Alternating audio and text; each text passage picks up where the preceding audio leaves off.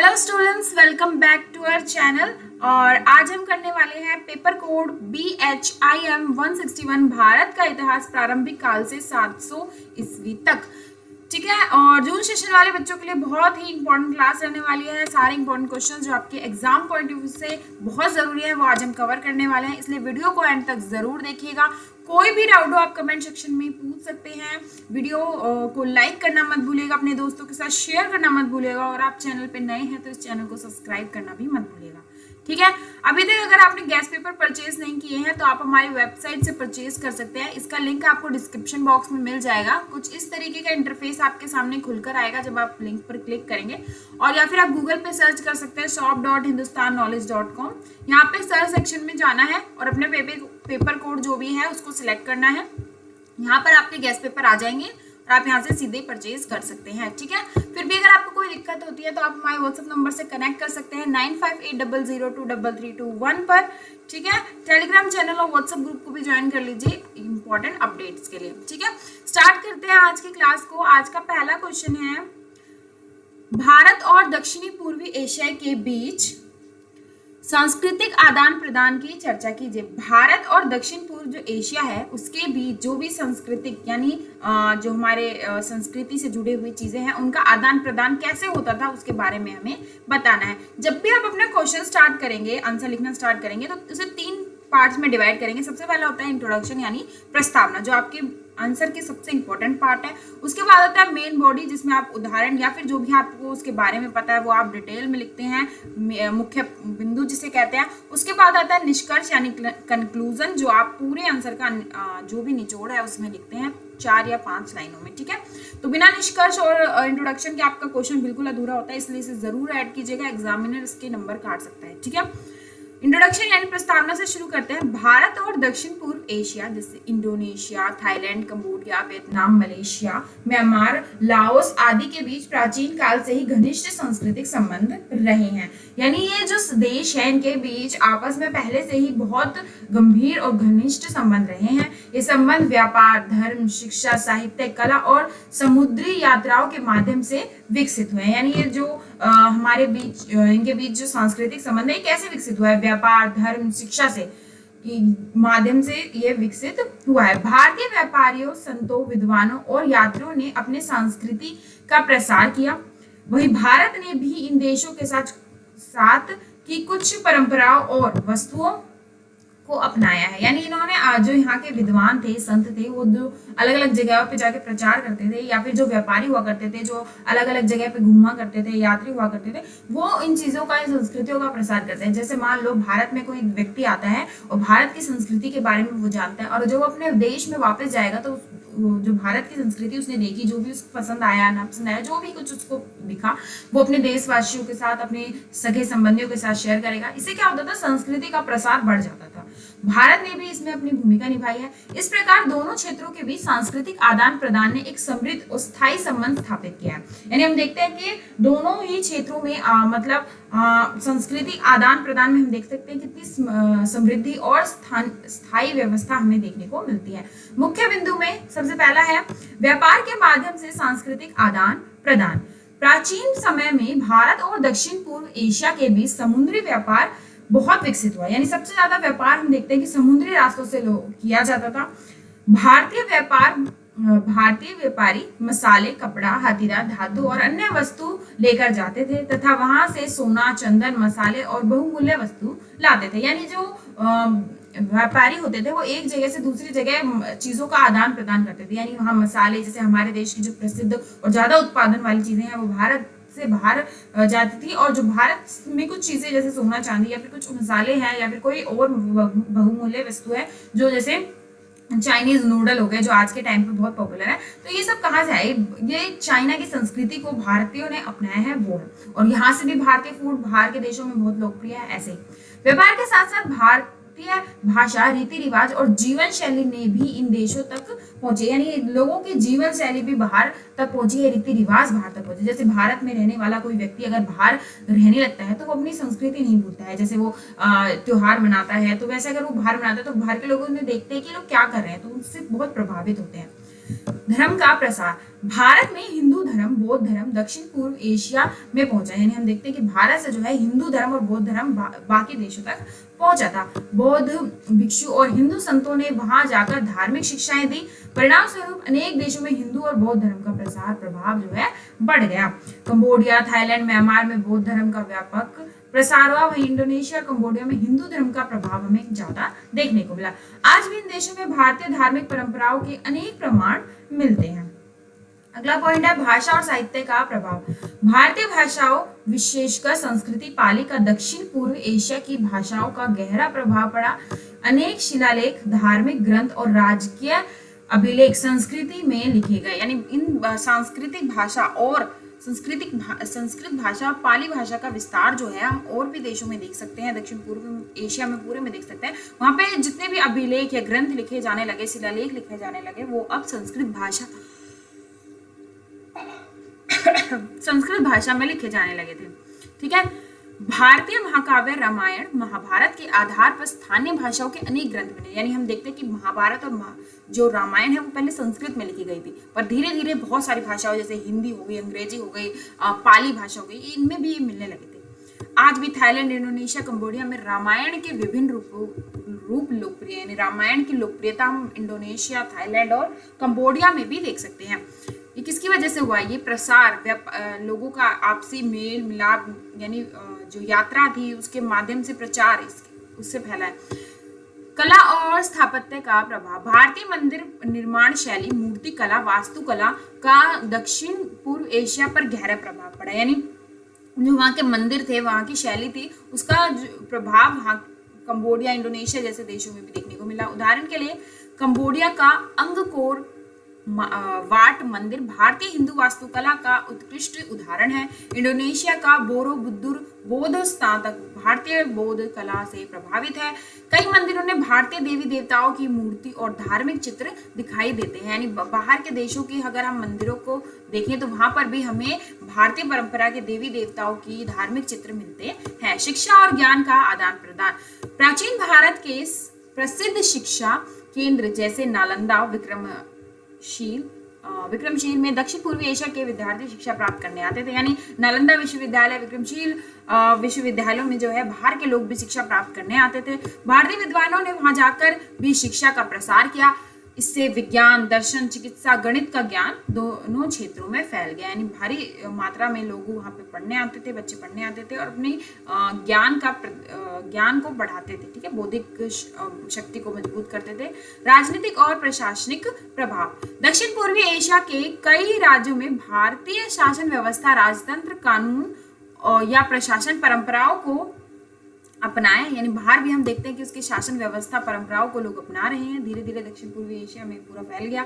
कई शासकों ने भारतीय उपाधि धारण किया और अपने राज्यों में हिंदू बौद्ध परंपराओं को बढ़ावा दिया। सांस्कृतिक परंपराओं का प्रभाव। भारतीय त्योहार, नृत्य, संगीत, योग, धार्मिक अनुष्ठान का प्रभाव आज भी दक्षिण पूर्वी एशिया में दिखाई देता है, यानी आज भी हम देखते हैं कि हमारे जब हम योग गुरु हैं, तो कोई नाम याद नहीं आ रहा मुझे, अगर आपको उनका नाम याद आ रहा हो तो प्लीज आप कमेंट में बता सकते हैं। तो उन्होंने क्या किया है, पूरे विश्व में योग की छाप छोड़ी है। वैसे ही हमारे जो यहाँ के त्योहार हैं, जैसे दिवाली है, होली है, यहाँ के डांस है, कथक, भरतनाट्यम, इन सब ने भी विश्व दक्षिण एशिया में बहुत गहरा प्रभाव छोड़ा, जो कि आज भी प्रासंगिक है, आज भी बढ़ता जा रहा है। सांस्कृतिक आदान प्रदान का महत्व। भारत और दक्षिण पूर्वी एशिया के बीच मित्रता मजबूत हुई, यानी अब देखते हैं कि भारत के दक्षिण पूर्वी एशिया के जितने भी देश थे उनके साथ मैत्रिक संबंध अच्छे हुए। व्यापार और आर्थिक विकास को बढ़ावा मिला।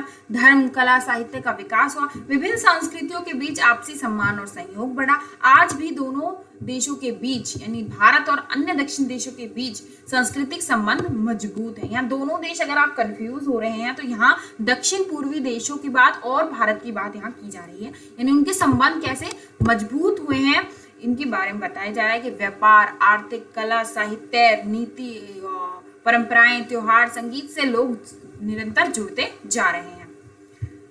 निष्कर्ष की तरफ बढ़ते हैं। निष्कर्ष के बिना क्वेश्चन बिल्कुल अधूरा है, इसलिए जरूर लिखिएगा। भारत और दक्षिण पूर्वी एशिया के बीच सांस्कृतिक आदान प्रदान विश्व इतिहास का सबसे महत्वपूर्ण अध्याय है। यह संबंध केवल व्यापार तक सीमित नहीं है, बल्कि धर्म, भाषा, शिक्षा, साहित्य कला और स्थापत्य तक फैला हुआ है। यानी सिर्फ ये शिक्षा तक सीमित नहीं था, सिर्फ व्यापार तक सीमित नहीं था, यानी हम बहुत सारे जगहों पर इसके आदान प्रदान को देख सकते हैं। हम धर्म में देख सकते हैं, हम कला साहित्य में देख सकते हैं।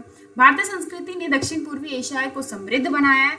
वहाँ की संस्कृति ने भी भारत की नई प्रेरणा दी है। भारत को मतलब सिर्फ ये नहीं हुआ है कि भारत से लोग प्रभावित हुए हैं, बाहर की संस्कृतियों से भी भारतीय लोग प्रभावित हुए हैं। जैसे आज पश्चिमी संस्कृति को लोग जीन्स पैंट वगैरह इस्तेमाल कर रहे हैं, चाइनीज फूड खा रहे हैं, तो ये हमारी संस्कृति नहीं थी, लेकिन बाहर की संस्कृति की लोकप्रियता हमारे देश में बढ़ी। आज भी इन देशों में भारतीय संस्कृति की छाप स्पष्ट रूप से दिखाई देती है, जो दोनों क्षेत्रों के ऐतिहासिक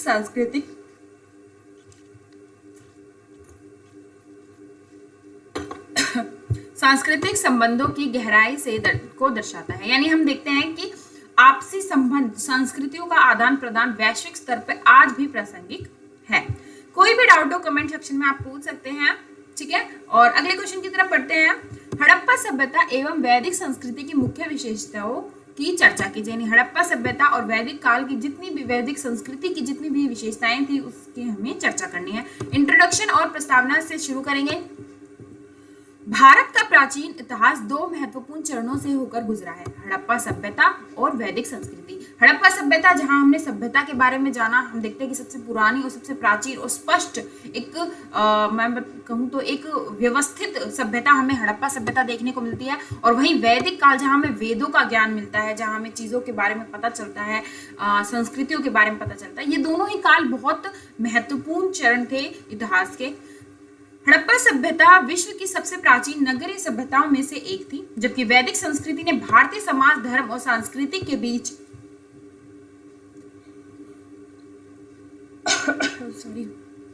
संस्कृति की मजबूत नींव रखी थी। यानी हम देखते हैं कि जहां एक तरफ नगर सभ्यता की जो नींव है वो हड़प्पा सभ्यता ने रखी, और सांस्कृतिक, समाज, धर्म और संस्कृति के बारे में समझाने का काम हमें वेदों ने किया है। दोनों की अपनी अपनी अलग अलग विशेषताएं हैं, जिन्होंने भारतीय सभ्यता के विकास में महत्वपूर्ण योगदान दिया है।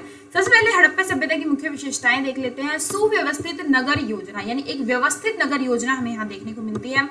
हड़प्पा सभ्यता सबसे बड़ी विशेषता उसकी उत्कृष्ट नगर योजना थी। नगरों की सड़क सीधी और एक दूसरे में समकोण थी। यानी आप देखते हैं 90 डिग्री पर उनके जो सड़कें थी वो बनी हुई थी। इनकी जो नाली थी उनका भी एक अच्छे से व्यवस्थित, यानी जल का स्रोत, जल के निकास का स्रोत, पानी के निकलने का स्रोत बहुत अच्छे से बनाया हुआ था। और 90 डिग्री के एंगल यानी समकोण पर उनकी जो गलियां थी वो काटती थी। घर पक्की ईंटों से बने होते थे तथा प्रत्येक घर जल निकासी व्यवस्था थी। यानी हर घर की अपनी एक जल निकासी व्यवस्था यहाँ पे हमें देखने को मिलती है, ठीक है। उन्नत जल निकासी व्यवस्था, इस सभ्यता में नालियां ढकी हुई थी। यानी हम देखते हैं कि ढकी हुई नालियां यहाँ मिलती हैं, नियमित रूप से साफ की जाती थी, हम इसे साफ रखा जाता था। ऐसी वैज्ञानिक व्यवस्था उस समय की अन्य सभ्यताओं में बहुत कम देखने को मिलती है। यानी ये सभ्यता जो थी इतनी प्राचीन होने के बावजूद इतनी सुव्यवस्थित है कि हाँ, वहां पर ऐसी कोई सभ्यता नहीं देखने को मिली उस काल में। कृषि और व्यापार, लोग गेहूं, जौ, तिल, कपास की खेती करते थे। व्यापार भारत के विभिन्न क्षेत्रों के साथ साथ विदेशों जैसे मेसोपोटामिया से भी होता था। यानी और भी जगहों पर हम देखते हैं वहां पे व्यापार बढ़ रहा था। हस्तशिल्प और उद्योग, मिट्टी के बर्तन, आभूषण, मनके, धातु, औजार, मूर्तियां बनाने के इस सभ्यता के उद्योग हुआ करते थे। कारीगर अत्यंत कुशल होते थे। यानी बहुत ही गुणी जो कारीगर हुआ करते थे वो मिट्टी के बर्तन बहुत सुंदर सुंदर डिजाइन से बनाया करते थे। आभूषण और मनके बनाया करते थे। औजार, मूर्तियों का निर्माण वो करते थे। यही वहां के उद्योग हुआ करते थे। धर्म और पूजा, हड़प्पावासी मातृ देवी, पशुपति स्वरूप और तथा पीपल वृक्ष की पूजा करते हैं। यानी वो पीपल के वृक्ष की पूजा करते थे। पशुपति और मातृ देवी की वो पूजा करते थे। पशुओं का भी धार्मिक महत्व यहाँ देखने को मिलता है। यानी गौ पूजा या फिर अन्य पशुओं की भी पूजा यहाँ देखने को मिलती है। लिपि और मोहर वो आप समझते हैं जो एक पेपर पे जो स्टैंप होता है उसको मोहरे कहते हैं। और यहाँ की लिपि, हड़प्पा की अपनी लिपि थी। हड़प्पा सभ्यता की हम देखते हैं कि वहाँ अपनी लिपि थी जो बहुत लंबे समय तक लोगों को समझ भी नहीं आ पाई थी। आज तक पूरी तरह पढ़ी भी नहीं जा सकी, यानी इसे पूरी तरीके से समझा भी नहीं गया। व्यापार और प्रशासन में मोहरों का बहुत उपयोग किया जाता था। वैदिक संस्कृति की मुख्य विशेषताएं। वेदों का महत्व। वैदिक संस्कृति का आधार 4 वेद थे, ऋग्वेद, यजुर्वेद, सामवेद, अथर्ववेद। जहाँ ऋग्वेद सबसे पुराना है, यजुर्वेद में हम युद्ध और नीतियां पढ़ते हैं, सामवेद में हम संगीत इत्यादि के बारे में पढ़ते हैं, और अथर्ववेद बिल्कुल नया है। इनमें धार्मिक, आर्थिक, धार्मिक, सामाजिक तथा नैतिक जीवन से संबंधित ज्ञान हमें देखने को मिलता है। इसमें सबसे पुराना ऋग्वेद है और सबसे बड़ा भी है ये। ग्रामीण जीवन। वैदिक काल में अधिकांश लोग गांव में रहते थे। कृषि, पशुपालन उनका मुख्य व्यवसाय होता था, और गाय उनकी सबसे प्रमुख और सबसे महत्वपूर्ण संपत्ति हुआ करती थी, गाय। सामाजिक व्यवस्था। समाज 4 वर्गों ब्राह्मण, क्षत्रिय, वैश्य और शूद्र में विभाजित है। हम देख सकते हैं कि समाज का विभाजन हमें यहाँ देखने को मिलता है। प्रारंभिक वैदिक काल में यह व्यवस्था कर्म पर आधारित थी, लेकिन बाद में जन्म पर आधारित हो गई। यानी पहले जो काम करता था, जैसे अगर कोई युद्ध करता था तो वो क्षत्रिय हो गया, कोई पूजा पाठ में था तो वो ब्राह्मण हो गया, किसी ने वैश्यों का काम किया तो वो वैश्य हो गया, किसी ने मृतकों को जलाने का काम किया तो वो शूद्र हो गया। इस तरीके से उनके जो काम थे उस हिसाब से उन्हें विभाजित किया गया था क्षेत्रों में। लेकिन बाद में क्या हुआ कि जो जिस क्षेत्र में जन्म ले रहा है उसी क्षेत्र का उसे बना दिया गया था। पारिवारिक जीवन। संयुक्त परिवार की परंपरा थी, यानी यहाँ पे लोग एक साथ रहा करते थे। परिवार का मुख्य पिता होता था। परिवार समाज का सबसे महत्वपूर्ण इकाई होती थी, यानी सबसे पहले लोगों से, यानी 4 लोगों से एक परिवार बनता है, फिर परिवार से एक समाज बनता है, और समाज से कहीं जाकर एक शासन या एक राज्य व्यवस्था बनती है। यानी सबसे पहली इकाई जो है परिवार हुआ करता था। धार्मिक जीवन। लोग प्राकृतिक शक्तियां जैसे सूर्य, इंद्र, अग्नि, वरुण देवता की पूजा किया करते थे। ये यज्ञ और मंत्रों की विशेष यहाँ महत्व देखने को मिलता है। हम देखते हैं कि कई अगर आपने कोई कहानियां सुनी हो तो इंद्र देव को प्रसन्न करने के लिए मंत्र और हवन किए जाते थे। ठीक है, सूर्य देवता की आज भी हम देखते हैं कि लोग जल चढ़ाते हैं, पूजा करते हैं। यानी यहाँ वहाँ पर भी ऐसी पूजा पाठ हमें देखने को मिलता है। शिक्षा व्यवस्था। शिक्षा गुरुकुलों में दी जाती थी, यानी शिक्षा का प्रमुख स्रोत गुरुकुल हुआ करते थे। शिक्षा जैसे आज विद्यालय है। विद्यार्थी गुरु के आश्रम में रहकर वेद, शास्त्र, युद्ध कला, नैतिक शिक्षा और जीवन के आदर्श सीखते थे। यानी जो विद्यार्थी होते थे अपने गुरु के प्रति इतने समर्पित होते थे, और गुरु उनको हर प्रकार की जीवन का, हर युद्ध का, शासन व्यवस्था सब कुछ वहां सिखाते थे। राजनीतिक व्यवस्था। राजा राज्य का प्रमुख होता था, लेकिन उसे सभा तथा समिति जैसी संस्थाओं का सहयोग प्राप्त होता था। यानी सभा में जो लोग हैं, मंत्रियों का जो संगठन है या सामंतियों का जो संगठन है, उससे सहयोग प्राप्त होता था। शासन जनता की भी एक भागीदारी होता था, यानी शासक जो चुना जा रहा है वो भी जनता की भागीदारी सुनिश्चित करता था। हड़प्पा सभ्यता और वैदिक संस्कृति के बीच में अंतर बताना है। सबसे पहले हड़प्पा सभ्यता देखते हैं, तो ये नगर आधारित हुआ करती थी। पक्की ईंटों के सुव्यवस्थित नगर थे, व्यापार और उद्योग थे, लिपि का प्रयोग था, मातृ देवी पशुपति का पूजा होती थी। यहाँ पर आप लिख सकते हैं कि अच्छी नाली व्यवस्था थी। यहाँ पे और भी पॉइंट्स आप ऐड कर सकते हैं। वैदिक काल में ग्रामीण आधारित संस्कृति हुआ करती थी। गांव और कृषि प्रधान जीवन हुआ करता था। कृषि पशुपालन का मुख्य स्रोत हुआ करता था। यहाँ पे हम हड़प्पा सभ्यता में व्यापार और उद्योग देख रहे थे। वेदों का मुखिक परंपरा हमें देखने को मिलती है। वेदों को मुंह से बोला जाता था। प्राकृतिक देवताओं की पूजा और यज्ञ की साक्ष्य में मिलती है। निष्कर्ष की तरफ बढ़ते हैं। हड़प्पा सभ्यता और वैदिक संस्कृति दोनों ही भारतीय इतिहास के अमूल्य धरोहर है। हड़प्पा सभ्यता ने नगर योजना, व्यापार, शिल्पकार और उच्च स्तर की प्रगति दिखाई देती है, जबकि वैदिक संस्कृति में भारतीय धर्म, दर्शन, शिक्षा, समाज और संस्कृति की मजबूत नींव रखी है। इन दोनों की विशेषताओं से मिलकर भारतीय सभ्यता के विकास को नई दिशा मिली है। इसलिए भारत की संस्कृति परंपरा को समझने के लिए हड़प्पा सभ्यता और वैदिक संस्कृति का अध्ययन बहुत इंपॉर्टेंट है। यानी हम देख सकते हैं कि हड़प्पा सभ्यता और वैदिक संस्कृति दोनों ने ही हमारे जो इतिहास को उसको निखार के रख दिया है, एकदम चीजों को व्यवस्थित कर दिया है, जो आज भी प्रासंगिक है। आज भी हम उनकी प्रासंगिकता को देख सकते हैं। अगले क्वेश्चन की तरफ बढ़ते हैं। कोई भी डाउट हो कमेंट सेक्शन में बता सकते हैं। अगर आपको वीडियो स्लो भी लग रही है तो आप थोड़ा स्पीड अप भी कर सकते हैं। ठीक है, आपका टाइम बचेगा और आप ज्यादा चीजें कवर कर पाएंगे। चंद्रगुप्त मौर्य की उपलब्धियों का वर्णन कीजिए। इंट्रोडक्शन, यहाँ पे हमें चंद्रगुप्त मौर्य की उपलब्धियां जितनी भी थी उनके बारे में बताना है। इंट्रोडक्शन यानी परिचय से शुरू करेंगे। चंद्रगुप्त मौर्य प्राचीन भारत के सबसे महान शासकों में से एक थे। उन्होंने लगभग 322 ईसा पूर्व में मौर्य साम्राज्य की स्थापना की थी। वे भारत के पहले ऐसे शासक थे जिन्होंने छोटे छोटे राज्यों को एकजुट करके एक विशाल और शक्तिशाली साम्राज्य बनाया। उनके गुरु और मार्गदर्शक चाणक्य यानी कौटिल्य थे। देखो हमें ना, एक मैं इसमें शुरू करती हूँ। चंद्रगुप्त मौर्य के बारे में मैंने किताबों से ज़्यादा ना टीवी से देखा। इनका एक शो आता था, उसमें मैंने इनकी बहुत सारी चीज़ें सीखी। यानी हमें अगर हम बाहर से कोई चीज़ देखते हैं, न्यूज़पेपर पढ़ते हैं या फिर हम अपने दैनिक जीवन में कुछ अपनाते हैं, तो हमें वो अपनी सीधे सीधे वो हमारी किताबों से जुड़ा होता है। तो हमें उसमें भी थोड़ा थोड़ा पार्ट लेना चाहिए, बिल्कुल किताबों में ही नहीं घुसे रहना चाहिए हमेशा। तो यहाँ पे चंद्रगुप्त मौर्य जो है बहुत ही महान शासक थे। उन्होंने जो छोटे से थे तो उन्होंने जो है किसी और ने उन्हें पाला था, ऐसा मैंने पढ़ा है, मतलब देखा भी है टीवियों में। तो क्या होता है, गरीब परिवार में वो पलते हैं और चाणक्य जो है, चाणक्य का जो है सभा में अपमान हो जाता है। उस स्थिति में वो इस बच्चे को देखते हैं, चंद्रगुप्त मौर्य को, और उनका नाम भी चंद्रगुप्त मौर्य उन्होंने ही दिया था, चंद्रगुप्त मौर्य। बाद में उनको पता चला था, पहले उनका नाम सिर्फ चंद्र हुआ करता था, ठीक है, और उनको नहीं पता था कि वो गुप्त साम्राज्य के एक शासक है। बाद में उन्होंने, चाणक्य ने जो है उनको शिक्षा दी, एक अच्छे और शासक की जितनी भी शक्तियां हैं वो बताई। और जब वो शासक बने तो उन्होंने धीरे धीरे जो किया, छोटे छोटे राज्यों को एकजुट किया और एक विशाल साम्राज्य की स्थापना की। तो ये कुछ चंद्रगुप्त मौर्य की स्टोरी थी, जो बहुत बड़ी है, किसी दिन फुर्सत में समझाएंगे। जिनकी सहायता थी उन्होंने नंदवंश, नंदवंश जो था, उन्होंने नंदवंश का जो शासक था महापद्मानंद, उसने चाणक्य की बेइज्जती की थी। उसके बदले में जो चाणक्य है, उन्होंने कहा था कि मैं उसे पद से हटा दूंगा क्योंकि वो बहुत इगोइस्ट बंदा था, ठीक है। तो फिर चंद्रगुप्त की उपलब्धियों ने भारतीय इतिहास को नई दिशा दी, ठीक है। अब उसके मुख्य बिंदु पर लेते हैं। मौर्य साम्राज्य की स्थापना। चंद्रगुप्त मौर्य सबसे बड़ी उपलब्धियां मौर्य साम्राज्य की स्थापना थी। उन्होंने मगध में नंद शासक धनानंद को हराकर, धनानंद महापद्मानंद का पुत्र था, सत्ता को हटा दी।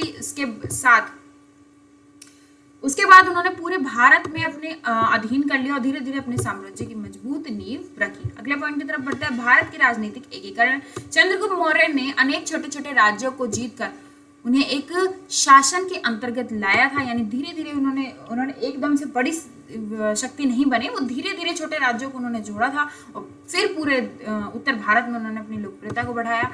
इससे भारत में पहली बार बड़े स्तर पर राजनीतिक एकता स्थापित हुई। उनके साम्राज्य का विस्तार हुआ और उत्तर पश्चिम से लेकर बंगाल दक्षिण भागों तक भी उनकी राजनीति फैल गई। विदेशी शासकों पर विजय। सिकंदर की मृत्यु के बाद उसके सेनापति सेल्यूकस निकेटर ने भारत के उत्तरी पश्चिम क्षेत्रों पर अधिकार करने का प्रयास किया। यानी सिकंदर की मृत्यु जैसे हो गई तो उसके सेनापति ने क्या सोचा कि अब हम जो है इसके आसपास के जितने भी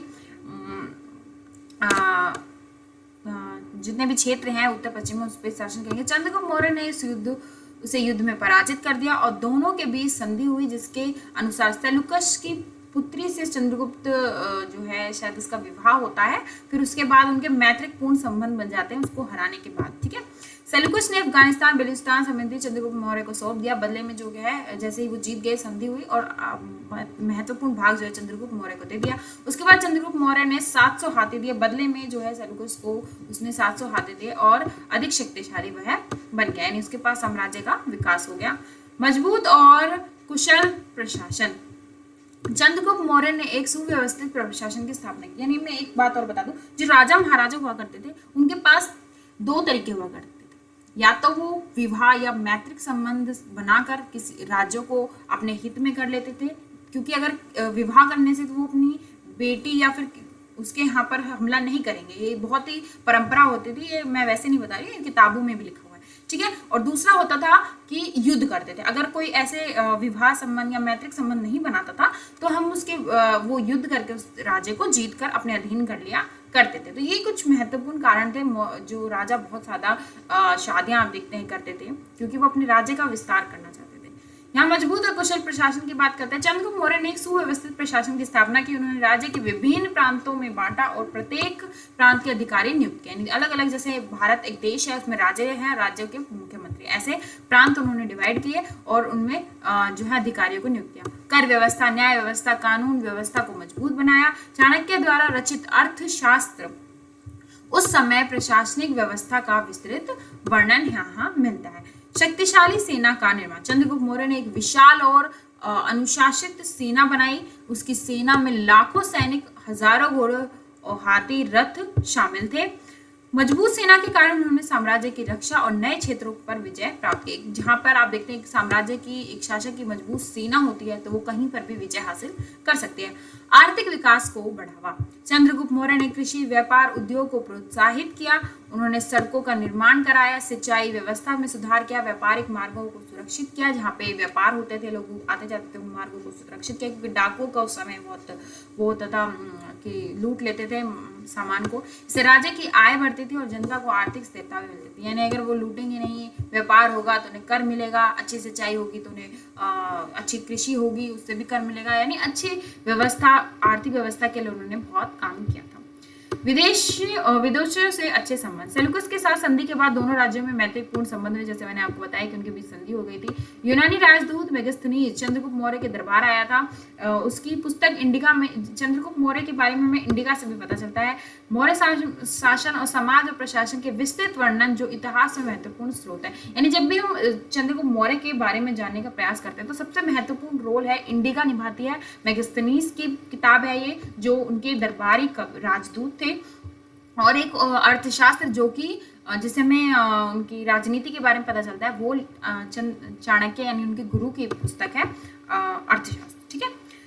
धार्मिक जीवन, अपने जीवन के अत्यंत अंतिम वर्षों में मौर्य ने जैन धर्म को अपना लिया था। यहाँ पे हमें देखने को मिलता है कि जो चंद्रगुप्त मौर्य थे वो लास्ट में जैन धर्म को अपना लेते हैं। वे संत बन जाते हैं। भद्रबाहु के साथ दक्षिण भारत में श्रवण बेलगोला गए थे। वहां उन्होंने जैन परंपराओं के अनुसार सुलेखना उपन्यास द्वारा देह त्याग किया था। यानी उन्होंने देह त्याग किया था, उन्होंने जैन धर्म को अपना लिया था। ठीक है। अंत में मृत्यु हो गई उनकी। और निष्कर्ष की तरफ बढ़ते हैं। चंद्रगुप्त मौर्य एक महान विजेता, कुशल प्रशासनिक और दूरदर्शी शासक थे। उन्होंने भारत में एक शक्तिशाली साम्राज्य की स्थापना की, राजनीतिक एकता को मजबूत किया, विदेशी आक्रमणकारियों को पराजित किया तथा प्रशासन, सेना, अर्थव्यवस्था को संगठित बनाया। उनकी उपलब्धियों से मौर्य साम्राज्य को विश्व के महान साम्राज्य में स्थान दिलाया। भारतीय इतिहास में उनका नाम सदैव सम्मान के साथ लिया जाता रहा है। यानी हम देखते हैं कि उन्होंने इतने महत्वपूर्ण कार्य किए। उन्होंने अपनी राजनीति को एक व्यवस्थित बनाया, अर्थव्यवस्था को संगठित किया। उनके इतने महत्वपूर्ण कार्यों से आज भी उनका नाम बड़े सम्मान से लिया जाता है। अगले क्वेश्चन की तरफ बढ़ते हैं। कोई भी डाउट हो कमेंट सेक्शन में पूछ सकते हैं।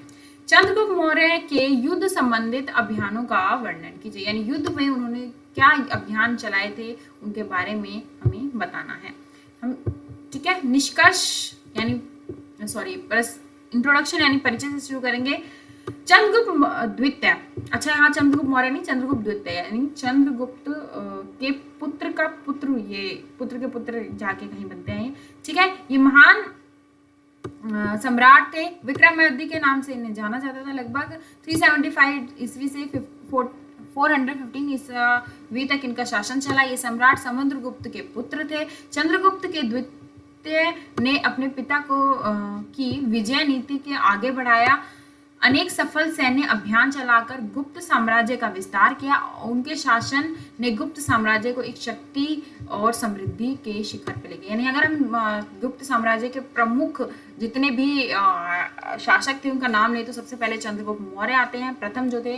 उसके बाद चंद्रगुप्त द्वितीय आते हैं, विक्रमादित्य जिनका नाम था, और उनके जो पुत्र थे समुद्रगुप्त, उनका भी नाम हम लेते हैं। ठीक है। इन्होंने क्या किया, विक्रमादित्य ने अपने पिता के नक्शे कदमों पे वो चले, विजय नीति को उन्होंने अपनाया। ठीक है।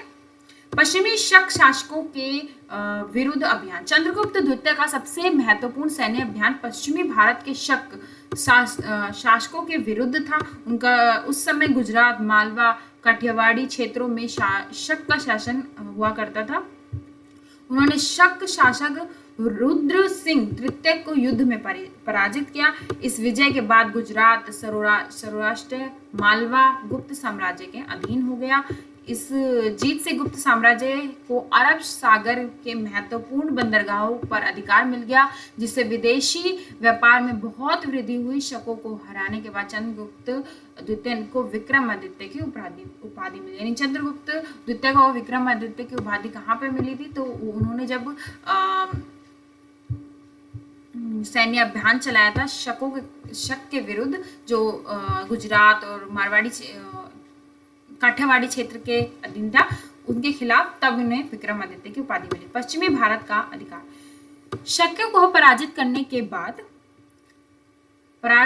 शकों की पराजय के बाद चंद्रगुप्त द्वितीय ने पश्चिमी भारत पर अपना पूर्ण नियंत्रण स्थापित कर लिया। उज्जैन को उन्होंने एक महत्वपूर्ण प्रशासनिक और व्यापारिक केंद्र बना दिया। पश्चिमी क्षेत्रों में गुप्त साम्राज्य में शामिल होने से राज्य की आय और व्यापार भी बढ़ गया। यानी अगर कोई क्षेत्र आपके अधीन हो गया है तो ऑफ कोर्स वहाँ का रेवेन्यू सब आपके जितना भी वहाँ पे जो कर मिलेगा, जो भी वहाँ का फायदा होगा, वो आपकी आय में भी सुधार करेगा उस शासन की व्यवस्था। बंगाल और पूर्वी क्षेत्रों के अभियान। जब भी आप चीजों को पढ़ते हैं तो उसे खुद से रिलेट किया कीजिए, तो ज्यादा इंटरेस्टिंग लगती है आपको क्लास। ठीक है। चंद्रगुप्त द्वितीय ने पूर्वी भारत में भी अपनी शक्ति को मजबूत किया। उन्होंने बंगाल के कुछ स्थानीय शासकों को पराजित कर अपने साम्राज्य की सीमाओं को सुरक्षित किया। इससे पूर्वी भारत में गुप्त शासन और अधिक मजबूत हो गया। यानी धीरे धीरे उन्होंने अपना पूरे भारत में ही प्रभुत्व बना लिया, जहां उनकी शक्तियां बंगाल और पूर्वी क्षेत्रों को पर कार्य करके उनके अभियान जो थे वहां पर अपनी सत्ता को स्थापित किया, पराजित किया, वहां पर अपने शक्ति को मजबूत किया। उत्तर पश्चिम की ओर अभियान। ऐतिहासिक प्रमाणों से पता चलता है कि चंद्रगुप्त द्वितीय ने उत्तर पश्चिम दिशाओं में भी सैन्य अभियान चलाए थे। उन्होंने सीमावर्ती क्षेत्रों में छोटे छोटे शासकों को अपने अधीन कर लिया था। अब इससे साम्राज्य की सुरक्षा बढ़ गई और भारी आक्रमण का खतरा बढ़ गया। यानी अगर आप सभी को अपने साथ जोड़ लोगे तो आपको आक्रमण, युद्ध का खतरा कम हो जाता है। ठीक है। वैवाहिक संबंध। अभी मैंने आपको बताया था कि राजा महाराजा जो है मैत्रिक पूर्ण संबंध या विवाह या फिर किसी विवाह वगैरह करके अपने संबंधों को बनाते थे, जिससे उनके बीच मैत्रिक संबंध हो जाते थे और युद्ध की संभावना कम हो जाते थे। चंद्रगुप्त द्वितीय केवल युद्ध के माध्यम से ही नहीं बल्कि कूटनीति के माध्यम से भी साम्राज्य का विस्तार किया था। यानी सिर्फ लड़ाई करके उन्होंने नहीं पूरा साम्राज्य का विस्तार किया, कहीं पर उन्होंने मैत्रिकपूर्ण यानी वैवाहिक संबंधों का भी उपयोग किया। उन्होंने अपनी पुत्री प्रभावती गुप्ता का विवाह वकाटक वंश के राजा रुद्रसेन द्वितीय से कराया था। इससे उनके संबंध वकाटकों के साथ अच्छे हो गए। इस वैवाहिक संबंध से गुप्त और वकाटकों के बीच मैत्रिता स्थापित हुई। इससे दक्षिण भारत में गुप्त साम्राज्य का प्रभाव बढ़ा। दक्षिण दिशा से किसी बड़े आक्रमण का खतरा भी कम हो गया। यानी अगर आप दक्षिण जिन राज्यों के साथ वकाटकों के संबंध अच्छे, वहीं सीधे संबंध मौर्य लोगों के भी हो गए, गुप्त साम्राज्य के भी हो गए। चंद्रगुप्त द्वितीय की सैन्य नीति। चंद्रगुप्त द्वितीय सैन्य नीति बहुत प्रभावशाली थी। उन्होंने प्रमुख विशेषताएं थी शक्तिशाली और प्रशिक्षित सेना का निर्माण किया, आवश्यकता के अनुसार युद्ध कूटनीतियों को दोनों का उपयोग किया। यहाँ पर चंद्रगुप्त मौर्य मैं आपको बता दूं दोनों अलग अलग हैं, इन्हें एक साथ रिलेट मत करना, एक मौर्य से है, गुप्त से। ठीक है। अगर आपको कंफ्यूजन हो रही है तो मैं आपको बता दूं